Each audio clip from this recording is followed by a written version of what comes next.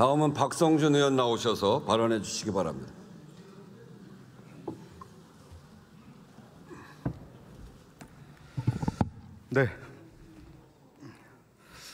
네, 안녕하십니까. 서울 중구 성동구의 박성준 의원입니다.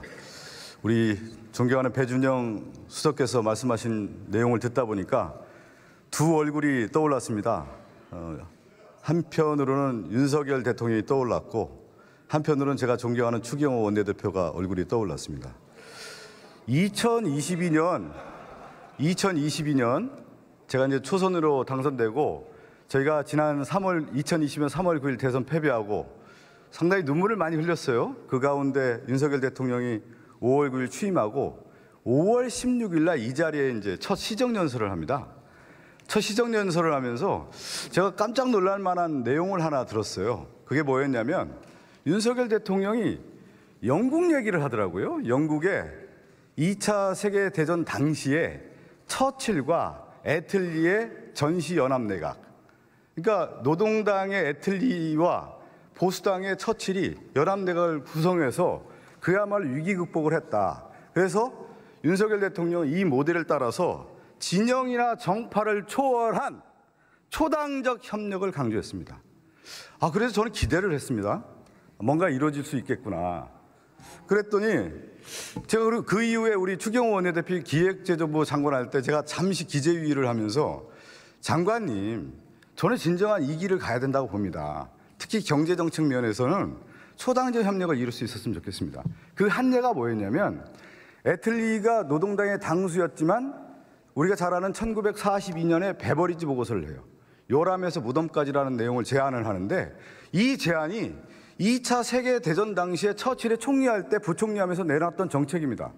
그러니까 노동당이라고 하는 정당은 우리가 얘기하는 사회적 경제 얘기하지만 보수당은 자유시장 경제 얘기하지 않습니까? 이것을 조합해서 이 위기를 극복하기 위해서 필요한 것이 뭐냐? 베버리지 보고서라는 거 아니겠어요? 요람에도 무덤까지. 그러면서 2차 세계대전을 극복하고 우리가 얘기하는 복지국가를 만들어가는 계기가 됐는데 한편으로 저는 이렇게 생각해요.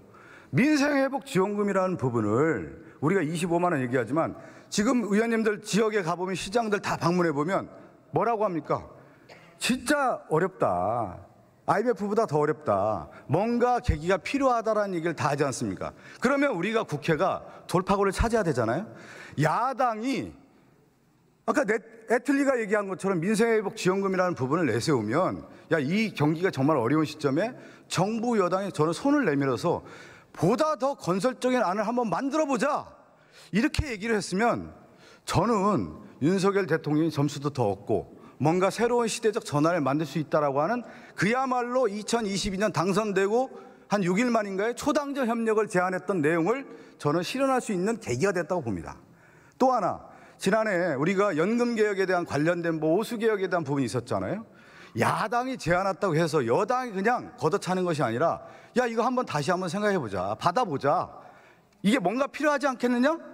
그런 생각을 가지고 오고 그 제안을 받아서 22대 나왔다고 하면 여기 추경호 대표님이나 여기 계신 정책을 좋아하시는 분들 있지 않습니까? 연금개혁 관련된 고수들이 있잖아요. 그분들이 제안을 했다고 하면 22대 국회 건설적 방향으로 나가지 않았겠습니까?